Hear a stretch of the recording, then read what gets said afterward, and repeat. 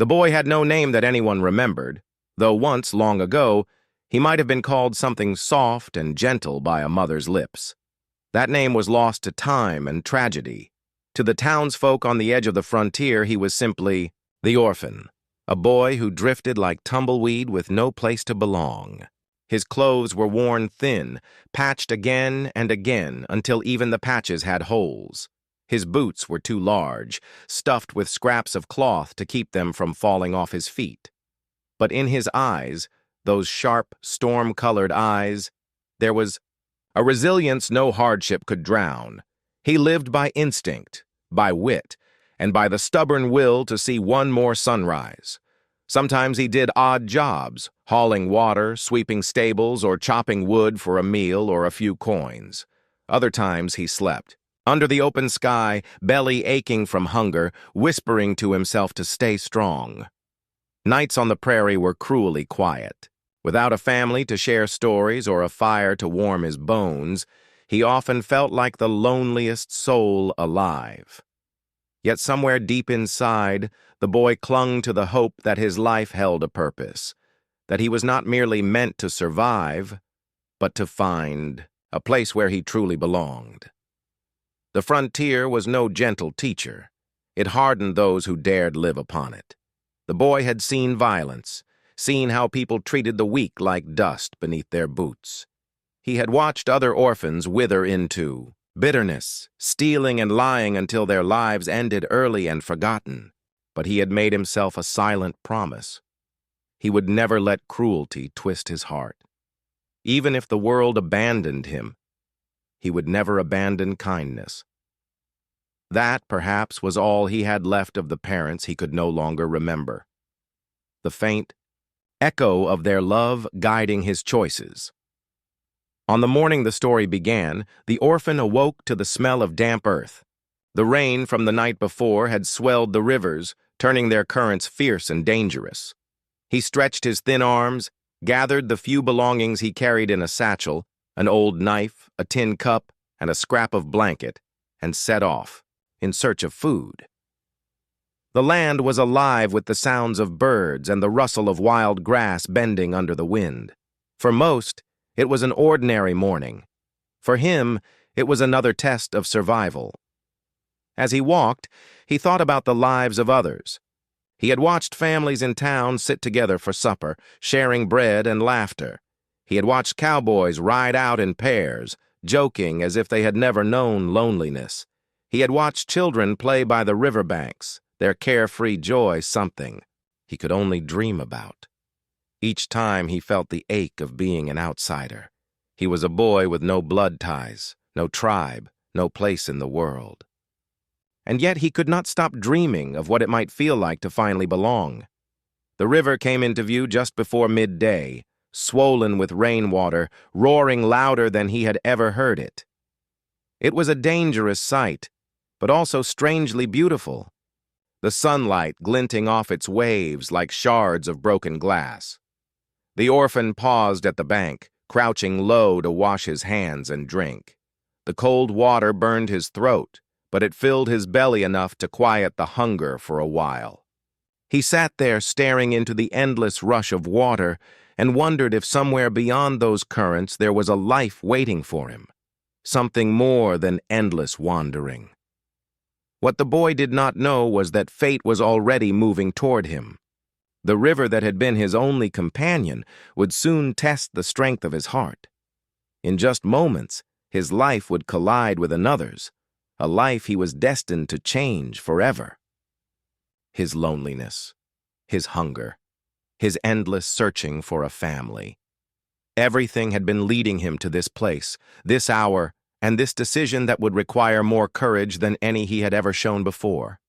For now, though, he remained unaware. To him, it was just another day, another struggle, another hour spent fighting against the emptiness in his chest. He leaned back against the grass, listening to the song of the wild. The sun broke free of the clouds, warming his face, and he let himself imagine, just for a moment, what it would be like to have someone sit beside him, someone who called him brother or son. someone who reminded him that he wasn't alone in this vast, untamed world. Little did he know, by tomorrow, that dream would no longer be a fantasy. It would be his reality. The river had always been a place of mystery for the orphan boy. Sometimes, when he could steal a quiet hour, he would sit by its banks and watch the water flow as though it carried secrets from distant lands. But that morning, the river was no gentle wanderer. It thundered with fury, swollen from the storm that had swept across the plains the night before. The currents crashed against jagged rocks, spraying white foam into the air. Branches and uprooted logs spun wildly in its grasp, dragged along like helpless prey. It was a sight that could both mesmerize and terrify. Nature's untamed power unleashed. The boy lingered at the edge, his bare toes curling in the mud. He knew enough about rivers to respect them. He had heard stories of men swept away, their bodies never recovered, their names carried downstream and lost forever. But hunger had driven him here. Swollen rivers often meant fish trapped in shallow pools or washed ashore. His stomach gnawed at him like a restless wolf, and he scanned the edges for anything edible. It was then he heard it, at first faint, barely cutting through the roar of the water. A cry, high-pitched, desperate. At first he thought it might be a bird caught in the trees, but then it came again, louder, unmistakably human. His heart jolted in his chest. The boy shot to his feet, eyes sweeping across the rushing waters, and then he saw her, clinging to a broken log, a girl no older than he was, her dark hair plastered to her face, her arms trembling as she tried to hold on. The river tossed her like a rag doll, spinning her in circles as though eager to claim her. Her cries cut through the air, thin and raw, the sound of someone who knew they were moments from death. The orphan's breath caught. His body froze, mind caught in a storm of fear and instinct. The river was merciless. One wrong move, and he would be dragged under just like her. The current was too strong, the distance too far. Logic screamed at him to stay back, to let the water take her. She wasn't his responsibility. He owed her nothing. But then he saw her eyes, wide, terrified, pleading. In that instant, something stirred deep inside him, a spark, a memory he couldn't quite grasp. Perhaps it was the faint image of a mother's arms reaching for him long ago, or the echo of a father's voice telling him to be brave. Whatever it was, it banished hesitation. His mind snapped into clarity. If he didn't act now, the girl would die. The boy tore off his patched coat and kicked free of his heavy boots. He gritted his teeth and stepped into the icy water, gasping at the shock of cold that bit into his legs. The current tugged at him instantly, threatening to sweep him off his feet. He dug his toes into the riverbed, inching forward, water rising past his knees, his waist, his chest. Each step was a battle against the invisible hands dragging him downstream. The girl screamed again, her voice choked as the log she clung to dipped beneath the waves. Without another thought, he pushed off the riverbed and lunged into the current. The world exploded into chaos. The water slammed against him, filling his mouth and nose, tumbling him end over end. He flailed, kicking with all his strength, his arms stretching forward through the foam. He caught a glimpse of her. Just ahead, her tiny fingers slipping from the log. Summoning every ounce of strength, he surged toward her, lungs burning, heart hammering. His hand closed around her wrist just as the river claimed the log, pulling it away in a whirl of foam. The girl's eyes widened in shock and relief, but there was no time to speak. The river tried to drag them both under. He wrapped his arm around her waist, clinging with everything he had. For a moment, they were both pulled beneath, swallowed by the dark. His chest screamed for air, but he kicked furiously, pushing upward, refusing to let go. At last their heads broke the surface. He gasped, coughing, dragging in air as the current shoved them forward. He could barely hear her cries over the thunder of water. but he could feel her clutching him, her small hands digging into his arm like a lifeline. The shoreline was distant, but the boy angled his body toward it, letting the current carry them as he swam sideways with every stroke. His muscles screamed, his lungs burned. Fear clawed at the edges of his mind, whispering that he couldn't make it. But he shoved those thoughts away. He had made a choice. The girl's life was his responsibility now. The river fought him at every turn, but inch by inch he pulled them closer to shore. At last his feet scraped against rocks.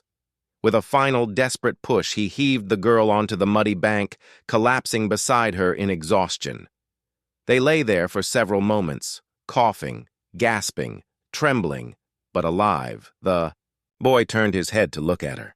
The girl met his eyes, still wide with fear, but slowly filling with something else. Gratitude. She whispered something in her language, a soft, shaky word he couldn't understand, but he didn't need to. He knew what it meant. In that moment, soaked to the bone, lungs aching and heart pounding, the orphan realized his life had just changed forever. For a long moment, the boy lay sprawled in the mud beside the girl, the roar of the river still echoing in his ears.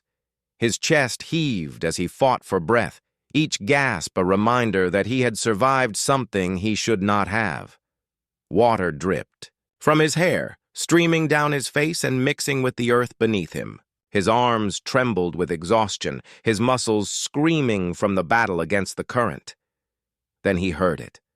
A faint sound, weak but insistent. The girl. She lay on her side, coughing violently, her body convulsing as water spilled from her lungs. Each cough was sharp, ragged, like the cry of a wounded bird. The boy pushed himself upright despite the weight in his limbs, crawling closer.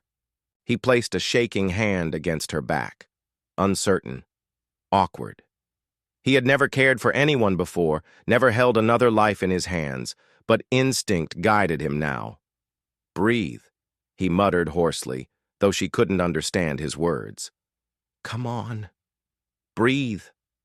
The girl's body shuddered. She gasped, choking on air and river water alike, until finally her breathing steadied into shallow but steady pulls.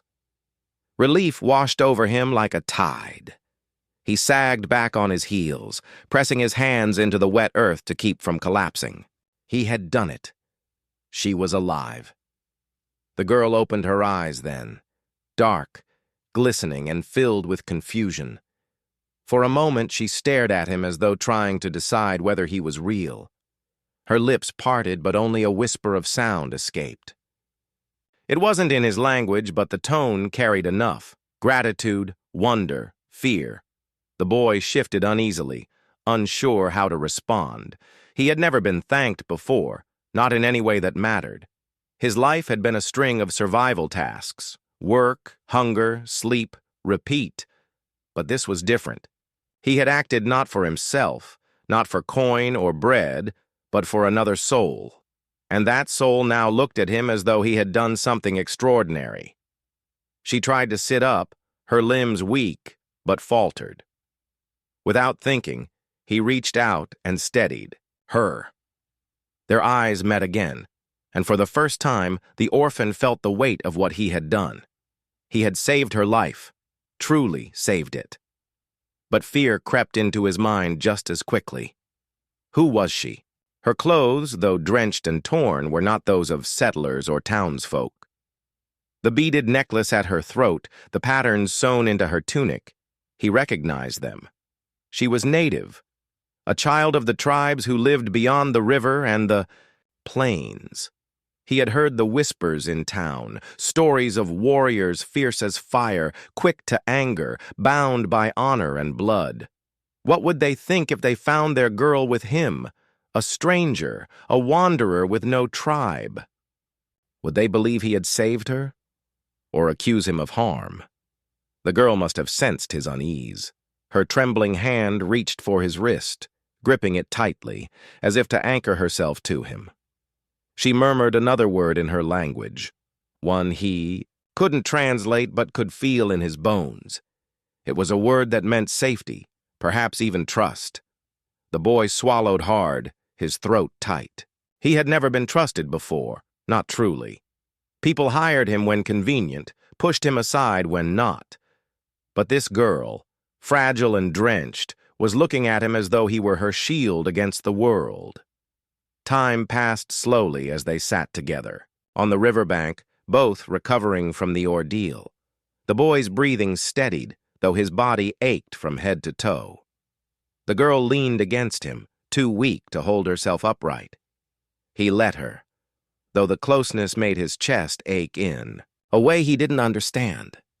He wondered what her family would think. Did she have a father waiting somewhere, worried sick? Did she have brothers, sisters, a mother who would weep with joy to see her alive? The thought cut him deeply. She had people. People who would notice her absence. People who would care if she never came home. He, on the other hand, could vanish tomorrow and no one would ever know, and yet, maybe, just maybe, fate had brought them together for a reason.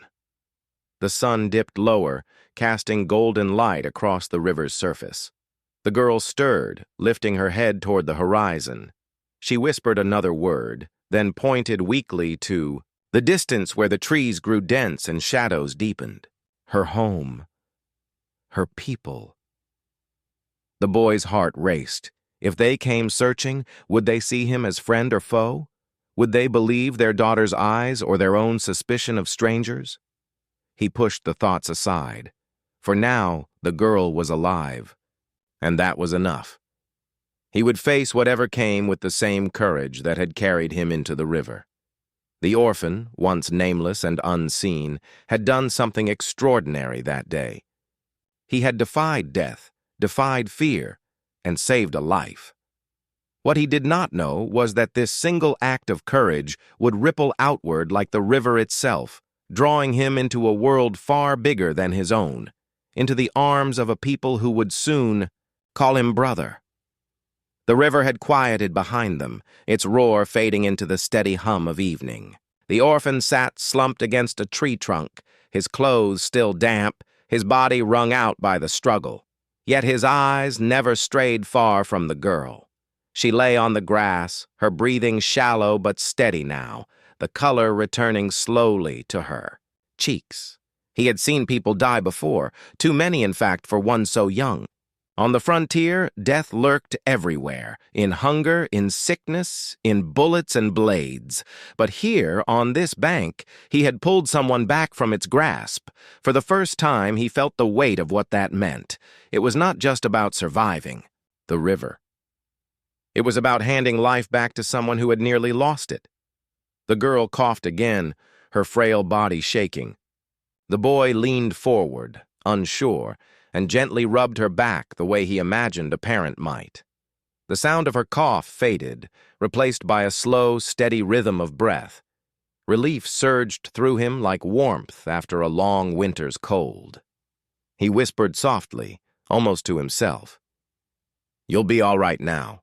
She turned her head toward him then, her wet hair clinging to her face, her eyes searching his. They were deep, dark eyes, carrying both fear and gratitude.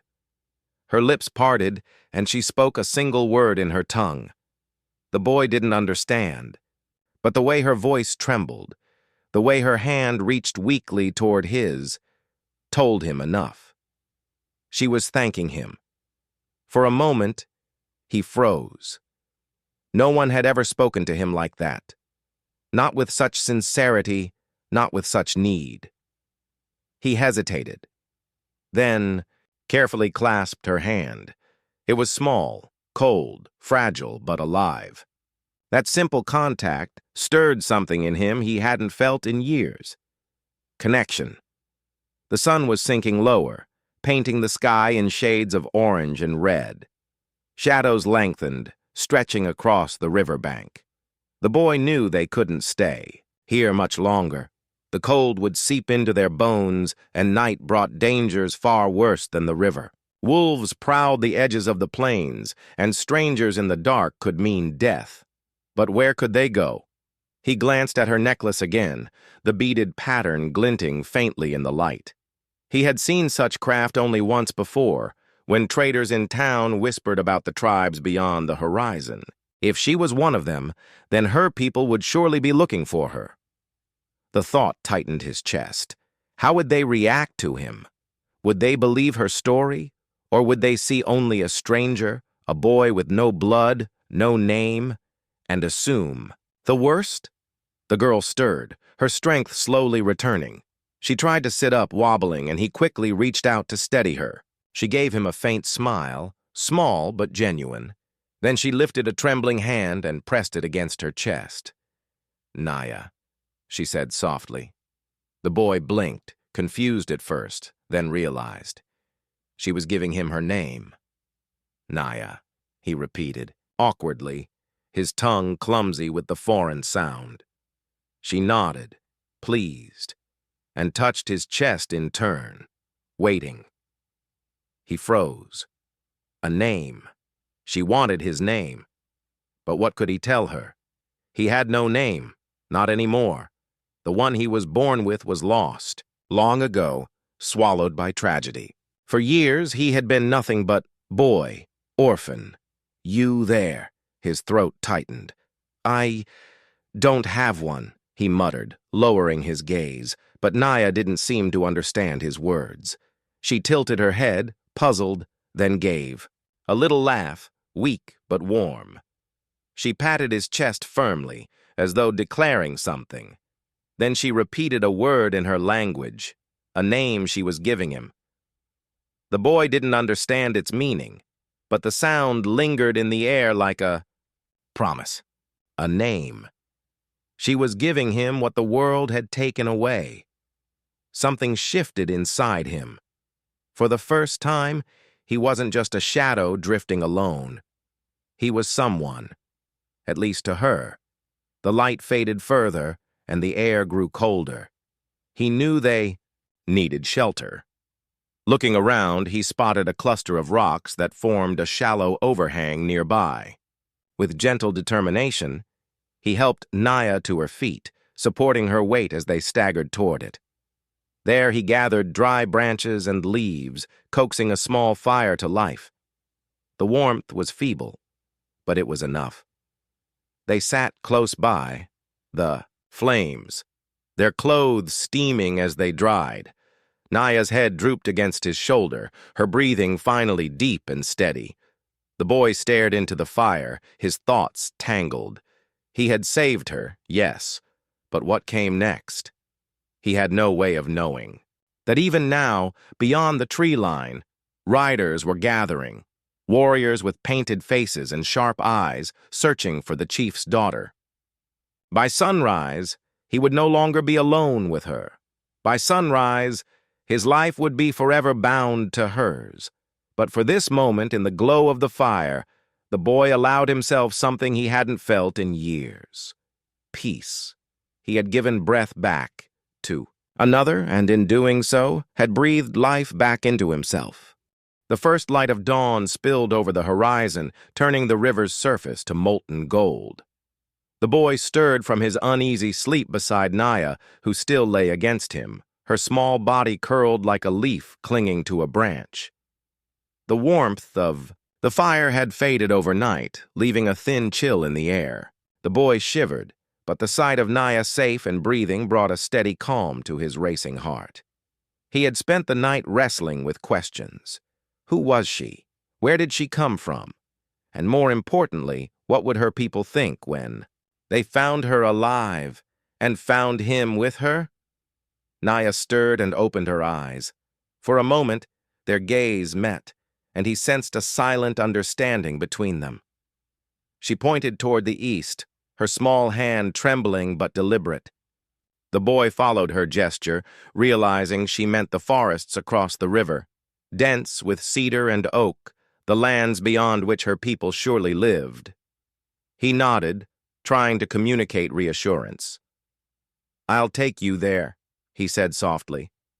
She tilted her head, eyes wide, listening to the strange sounds of his tongue. She didn't understand, but her trust in him was evident. As they moved slowly toward the tree line, the boy studied her more closely. Naya was unlike anyone he had ever met. Her skin was bronzed by the sun, streaked faintly with dirt and river grime. Her eyes were dark, wide, and expressive, holding an intelligence and fearlessness that belied her years. Her clothing, soaked and clinging, bore intricate patterns of beads and threads, marks of someone important, someone belonging to a proud people with a long history. He had heard the whispers in town, stories told by traveling traders and settlers. The tribes of the river valley were fierce, loyal, and bound by codes of honor. Their warriors were swift and skilled, protective of their own, and unyielding toward outsiders. To stumble into their territory without caution could mean danger, or worse. As they walked, Naya occasionally pointed to marks on trees, murmuring words the boy did not know. Yet the meaning was clear. These were directions, signs, guiding them toward her village. The boy marveled at her courage. Despite the trauma of being swept away by the river, she had the presence of mind to lead them safely. It was remarkable, a mixture of instinct and training. Finally, they crested a small rise, and the view opened before them. A settlement nestled between the river and a grove of tall trees. Huts of wood and earth, smoke rising from central fires, and the unmistakable sight of figures moving with purpose. Men, women, and children gathered as if expecting someone. The boy froze. The settlement was alive with movement, and the people were armed, their painted faces marking them as warriors. His heart pounded violently. He had crossed into their world, and there was no turning back. Naya tugged gently at his sleeve, urging him forward. He swallowed, summoning the courage that had carried him through the river the day before. Step by step, they approached the edge of the village, careful to stay hidden among the trees until they were within sight of the central area. It was then he noticed the figure watching from a distance, separate from the others. A man older, tall, and commanding, with eyes that seemed to pierce through the forest. The boy felt a shiver run down his spine. This had to be the chief. The posture, the bearing, and the calm authority of the figure told him all he needed to know. This was Naya's father, and he would have questions. Questions the boy had no words for, questions that could decide whether he lived or died. Naya stepped forward, her small hand raised in a gesture of greeting or explanation. Her voice rose, trembling but clear, calling out in her language. The boy couldn't understand the words, but he could see the reaction. Faces turned, expressions softening, tension easing as recognition and relief washed over them. The chief moved closer, his eyes scanning first Naya, then the boy. The boy held his ground, heart hammering, unsure how to explain the impossible, that he, a stranger, had saved the chief's daughter from the deadly river. Naya spoke again, gesturing toward the river, then pointing at the boy. Slowly, the chief's expression shifted, from concern to understanding, and finally, to a quiet, measured gratitude. He approached, placing a hand on the boy's shoulder, not in accusation, but in acknowledgement. In that moment, the boy realized something profound. He was no longer alone. The girl he had saved was no mere stranger. She was someone important, someone with a family, a people, and a place in the world. And through the courage of his actions, he had become entwined with that world, whether he understood it yet or not. The river, once a place of fear and struggle, had become the bridge between two lives. Naya's identity, her heritage, and her people now stood before him, waiting to decide whether he was a friend or something more.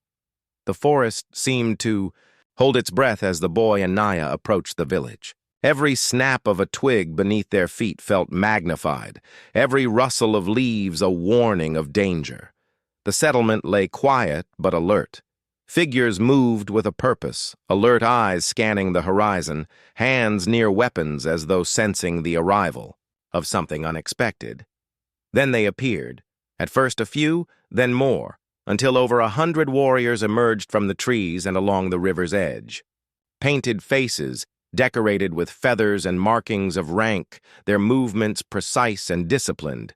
They carried spears, bows, and clubs, but it wasn't weapons that made the boy's stomach twist. It was the intensity of their gaze.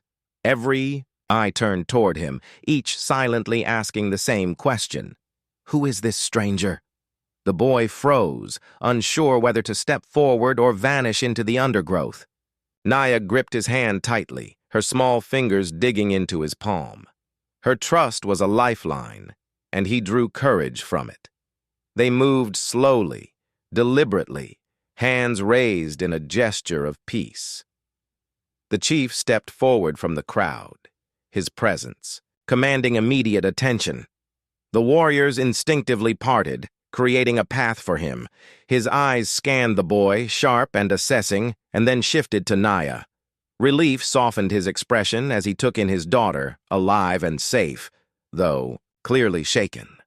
Naya spoke quickly, words flowing in her language, pointing to the river and then to the boy. Her gestures told the story that her voice alone could not, that the boy had risked his life to save hers. Every warrior's gaze followed the motions, the tension in the air palpable. The chief studied the boy silently, noting his drenched clothes, exhausted posture, and the faint marks of struggle on his body. He had no weapon drawn, no hint of hostility, only the quiet aftermath of courage. Slowly, the chief nodded, acknowledging the silent bravery of the stranger. A murmur ran through the crowd. The warriors, initially tense and wary, began to understand. They had seen fear and hesitation in strangers before, but they had also seen acts of courage that transcended bloodlines. This boy had done what few would dare. He had faced death, unarmed, and risked everything for another. One by one, the warriors approached, circling cautiously around him. Their eyes were piercing, but not malicious. Curiosity and respect mingled in their gaze. They asked questions, in their language, pointing toward the river, to the girl, to him. Naya translated as best she could, her voice trembling but firm. She told them the story of the river, the currents, and how the boy had plunged in without thought for his own safety. The chief raised his hand, calling for silence. The crowd fell still immediately, as if the forest itself had obeyed his command. He stepped closer to the boy, placing a hand on his shoulder. There was a pause, a moment where the world seemed to hinge on a single breath. "You saved her life," the chief said, his voice deep and steady, carrying both authority and awe. "A life is the greatest gift, and courage is the highest honor." "Who are you, boy?" The boy hesitated. He had no name to give, no family to claim him. For years, he had been nothing but an outsider, drifting from place to place, unseen and unrecognized. But now, with over 100 pairs of eyes upon him, he felt something he had never known, a chance to belong. "I have no name," he admitted, voice barely above a whisper. "I only did what I had to do." The chief regarded him for a long moment, then smiled faintly, a gesture both solemn and warm. "Then let your actions be your name," he said. "Today, courage and heart define you." A ripple of approval passed through the warriors. They had witnessed fear transformed into bravery, strangers transformed into allies. Murmurs of respect, nods, and gestures of acceptance moved among them. The boy realized slowly that the weight of their gaze was no longer a threat, it was recognition. One warrior, taller than the rest, stepped forward and extended a hand. The gesture was simple but powerful, acceptance into their fold. Others followed, forming a circle around the boy, their expressions a mixture of curiosity, respect, and camaraderie. The chief finally spoke again, his voice carrying over the murmurs. "You are no longer alone. Today, you are one of us. We call you brother." The words struck the boy like sunlight breaking through storm clouds. He had never known family, never experienced belonging. And yet, here, on the riverbank where life and death had collided, a family was choosing him. For the first time in his life, the boy felt a fierce warmth, a certainty that he had found a place where he mattered, where his courage had forged a bond stronger than blood. The morning sun had fully risen, spilling golden light across the village. Birds called from the treetops, and the river sparkled, its waves calmer than the day before. But within the settlement, tension lingered like a faint mist. The boy stood, at the center of the circle formed by the warriors, his heart pounding as he faced their unwavering gazes. Though most eyes held curiosity and respect, a few flickered with suspicion. In this tribe, deeds mattered, yes, but trust was earned, and outsiders rarely received it without question. The chief stepped forward, tall and commanding, every movement deliberate. The boy felt the weight of 100 eyes upon him, each silently asking the same question. Can we trust him? Is he truly a friend, or is he a threat in disguise? Stand tall, boy, the chief said. His voice carried authority, cutting through the murmurs. You have saved a life, yes, but bravery alone does not make a man one of us. The tribe must see your heart. The boy swallowed hard. He had faced the river, death itself, and survived. Yet this judgment of 100 warriors, felt heavier than the torrent he had battled only yesterday. He clenched his fists, forcing himself to meet each gaze without flinching. He could not run, could not hide. A warrior stepped forward, painted with streaks of red and black, holding a spear lightly in his hand. His expression was stern. We have seen many strangers claim heroism, he said, voice strong but measured. Words can lie. Actions, however, do not. The boy nodded. He had no words that would matter here. Actions were what had saved Naya, what had carried him through the river's deadly grasp. He only needed them to see it, to understand what his heart had done without deception. The chief motioned to Naya, who had stood quietly at the edge of the circle. She stepped forward, her small hand pointing toward the river where the ordeal had occurred.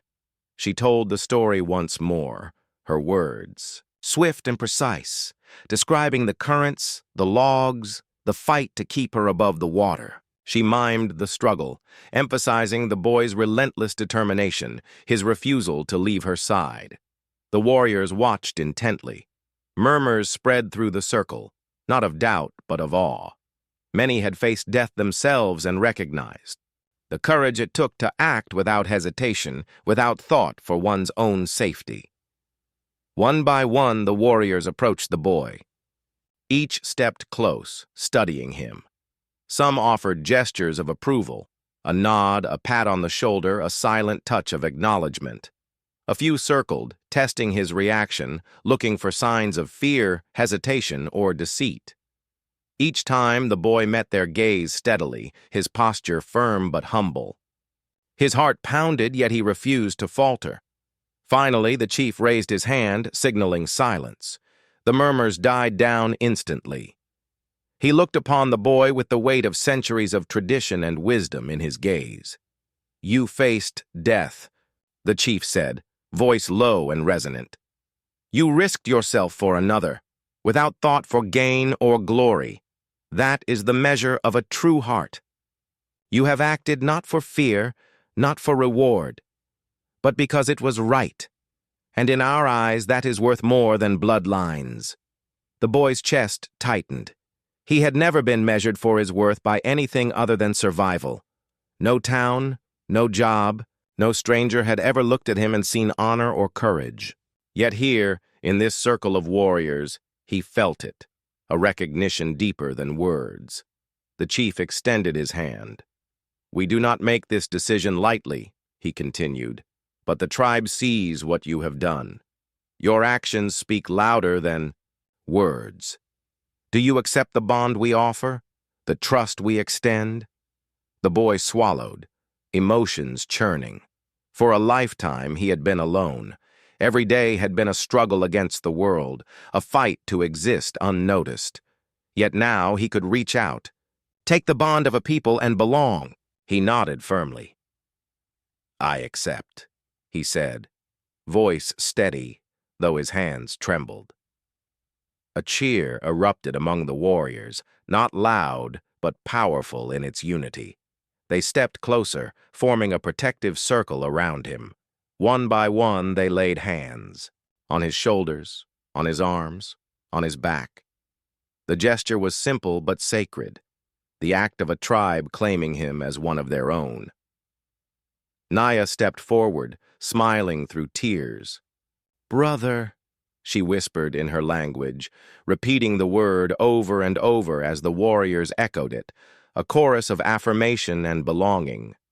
The boy felt a warmth swell inside him that he had never known, a sense of home, of safety, and of purpose. The river, the struggle, the fear. It had all led to this. From nameless orphan to recognized member of a tribe, he had finally found the family he had always longed for. The chief lowered his hand, a solemn smile gracing his features. "Today," he said, voice rich and steady, "you are one of us. Let this bond guide you, protect you, and strengthen you. From this day forward, you are not alone. You are brother, son, and warrior." The boy bowed his head in respect, tears of relief and gratitude brimming. He had faced judgment and had been found worthy. He was no longer an outsider. He was family.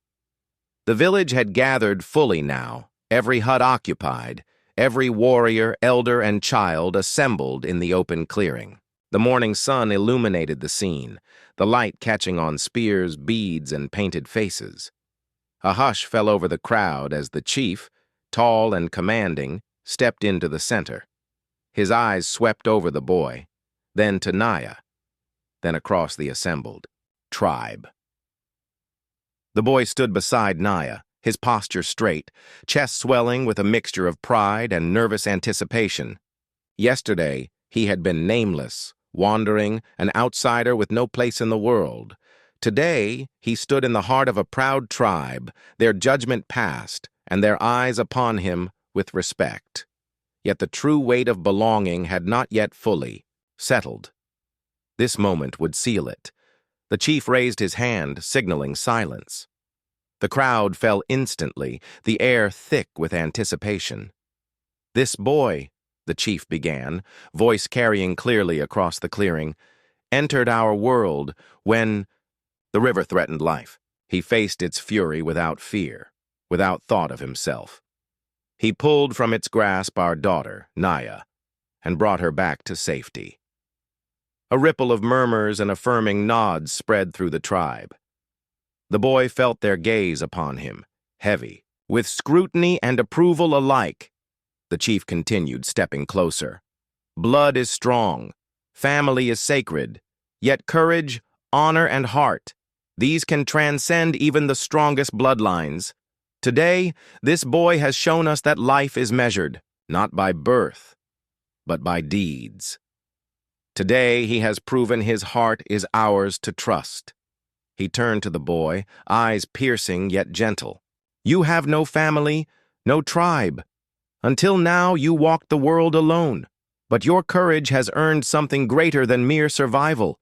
It has earned you a place among us, a name and a family that will not abandon you." The chief's hands swept outward, encompassing the assembled warriors, women, and children. "By the authority vested in me as your chief, and by the witness of this tribe, I declare this boy my son. From this day forward, he shall bear no other name but that which we bestow, and he shall be brother to every warrior here. He is one of us." The words struck the boy like lightning. A flood of emotions surged through him, relief, pride, disbelief, joy, and a warmth he had never known. His chest ached as tears welled in his eyes. He had never imagined such acceptance. Never in his life had he felt truly seen. Yet here, In the heart of the tribe, he was not only seen, he was honored. Naya stepped forward, her small hand reaching for his. Her eyes shone with tears, her voice steady as she spoke in her language. The tribe listened, understanding her words through their familiarity, and a chorus of agreement echoed across the clearing. They repeated the boy's new name, welcoming him fully. One by one, the warriors came forward, placing hands upon his shoulders, his back, and arms. Each touch was a seal of trust and brotherhood. The elders nodded approvingly. The children watched, in awe, their wide eyes following the boy, now a symbol of courage and belonging. The boy's legs trembled beneath him as the weight of it all sank in. For years he had wandered, hungry, alone, and unseen. He had faced the world without a hand to hold, without a voice to call his own. And now, in a single day, he had gained something priceless: family, tribe, and honor. The chief lowered his hand, eyes softening. Remember this day, son. Remember what it means to act with courage and heart. This tribe will stand with you, guide you, and protect you. And you, in turn, will honor us with loyalty, bravery, and kindness. A soft murmur of approval ran through the crowd, a gentle thunder of affirmation. The boy's heart soared. He had been judged, tested, and accepted. He was no longer an orphan wandering a cruel world. He was a son, a brother, a member of a family, bound not by chance but by courage. Naya beamed at him, her hand still in his, and whispered again, "Brother." The boy repeated the word, voice strong, steady, and full of emotion. The tribe echoed it, a chant that rose like wind through the clearing. For the first time in his life, the boy felt whole. He had been nameless, faceless, alone. And now, he had a name, a place, and a family that would never abandon him. The chief's declaration had not only recognized his bravery, it had transformed his life, forever linking his story to the tribe and to Naya, whose life he had saved. The sun climbed higher, bathing the village in light. Birds sang, and the river shimmered peacefully nearby. The boy, once an orphan, now stood at the center of a world that belonged to him as much as it did to anyone born into it. Courage had given him life once more, and the tribe had given him a family to call his own. Life in the tribe settled into a rhythm the boy had never known. The days that followed the chief's declaration were filled with learning, discovery, and the subtle, profound realization that he was no longer alone. The river, which had once symbolized danger and isolation, now shimmered like a boundary he had crossed into belonging.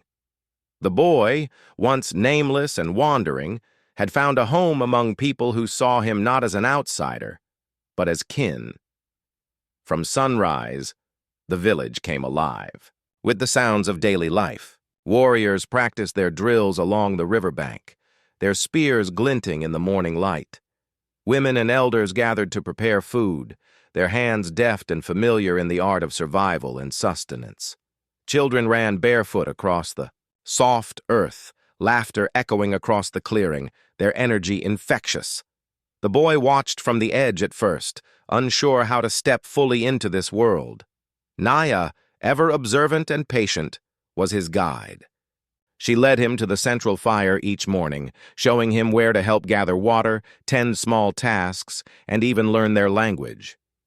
Her presence was steadying. She laughed often, teaching him words and phrases, repeating gestures until he understood not only their meaning, but the spirit behind them. Through her guidance, he began to grasp not just the language, but the culture, the values, and the history that shaped the tribe. The warriors, too, welcomed him cautiously but with warmth. They taught him how to track animals in the forest, how to navigate by the river, and how to move silently through the undergrowth. At first he faltered, his inexperience apparent, but he listened, learned quickly, and applied himself with the same determination that had driven him into the river to save Naya. Slowly, respect grew in their eyes. He was not merely an orphan among them. He was proving himself as a capable, loyal member of their family. Meals became communal celebrations, a space where the boy learned the rhythms of tribal life. He discovered flavors and techniques foreign to him, and he marveled at the care and artistry with which food was prepared. Elders told stories by the fireside, their voices deep and melodic, weaving tales of ancestors, heroes, and the lessons carried through generations. The boy listened intently, absorbing every word, feeling a thread connecting him to something larger than himself. But perhaps the most transformative part of his new life was the bond with Naya. She was more than the girl he had saved. She was now his sister in every sense the tribe recognized. They laughed together, shared small secrets, and trained alongside each other in the ways of the village. When he stumbled, she steadied him. When she doubted, he encouraged her. The bond forged in the river had grown into trust, companionship, and a profound sense of shared purpose. He also began to understand the tribe's rhythm of honor. Every action mattered. Every choice reflected not just on him, but on the family that had accepted him. This understanding gave him discipline he had never known, transforming the wild, wandering boy into someone capable of thought, strategy, and empathy. He felt pride in tasks completed, satisfaction in lessons learned, and joy in the small victories that marked the passing days. Evenings became times of reflection. He would sit by the river with Naya, the water now gentle and inviting, reflecting the gold of the setting sun. They spoke in soft whispers, sharing dreams and hopes. The boy, who had once dreamed of family in quiet desperation, now held it within, reach, tangible, and real. He could laugh without fear, plan without worry, and sleep without the cold ache of loneliness. The tribe began to treat him as one of their own in every way. Children called him brother. Warriors nodded at him with quiet approval, and elders shared wisdom as they would with a son. The boy realized that the word family was no longer a distant fantasy. It was alive, breathing around him, a warmth that filled every corner of his heart. By the river, as the sun dipped low each evening, he finally understood the truth. The river had not only tested his courage, it had carried him into a world where he belonged. The orphan who had once drifted through life alone had found purpose, recognition, and love. The tribe had become his family, Naya his sister, and courage his legacy. And in that gentle twilight, the boy finally let himself smile, truly and freely. For the first time, he was home.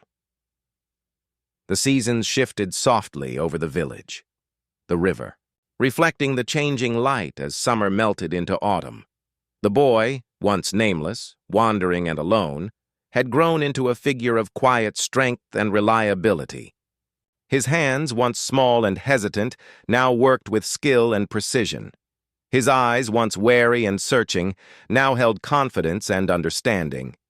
He was no longer an outsider. He was a part of the tribe in every sense. Mornings began at sunrise, the soft call of birds mingling with the rhythmic chant of the warriors as they trained along the riverbank. The boy joined them without hesitation, moving alongside Naya, who now laughed freely beside him.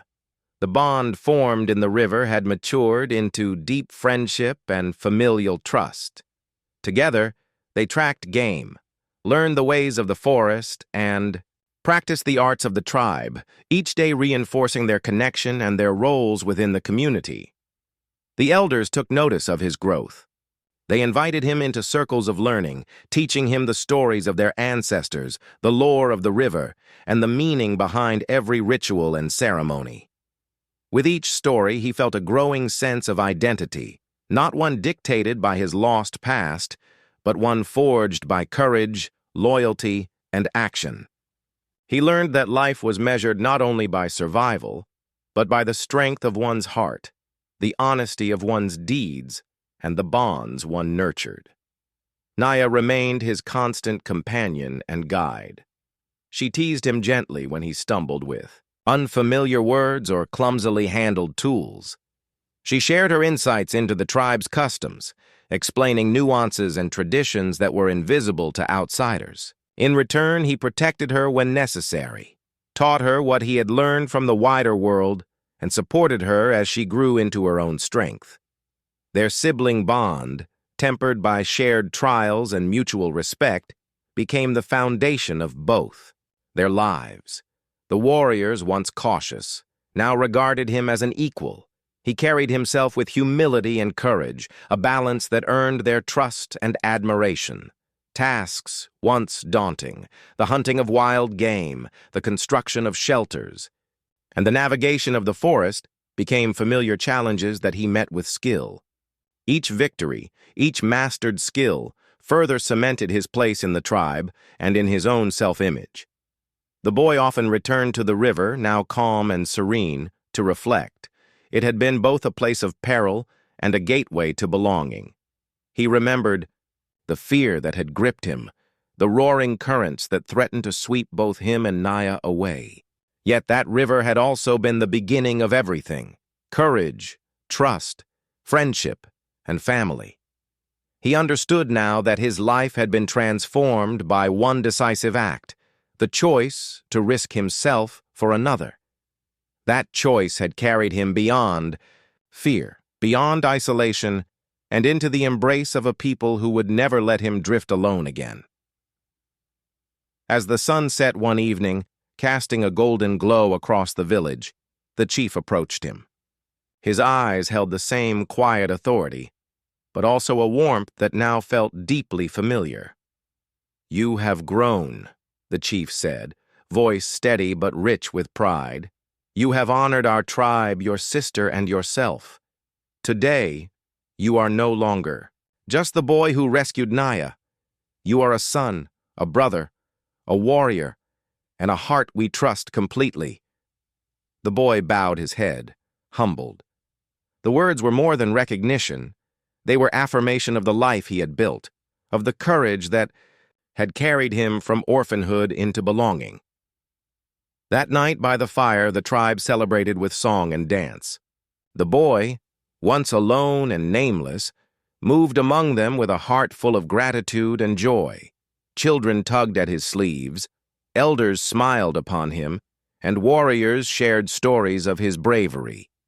He realized in that moment that family was not simply those who shared blood.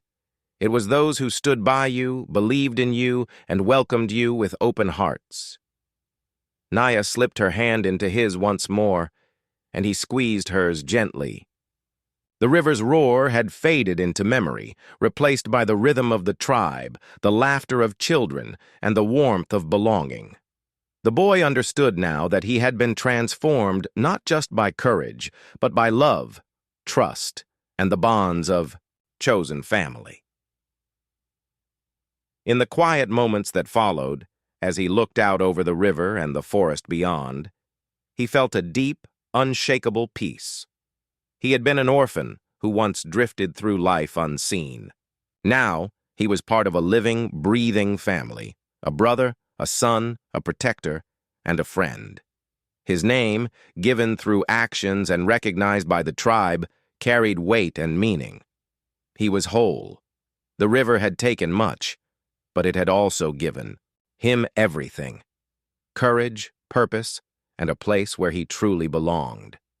And as stars began to appear in the deepening sky, the boy, no longer just a boy, but a brother and a son, smiled, knowing that he would never face the world alone again.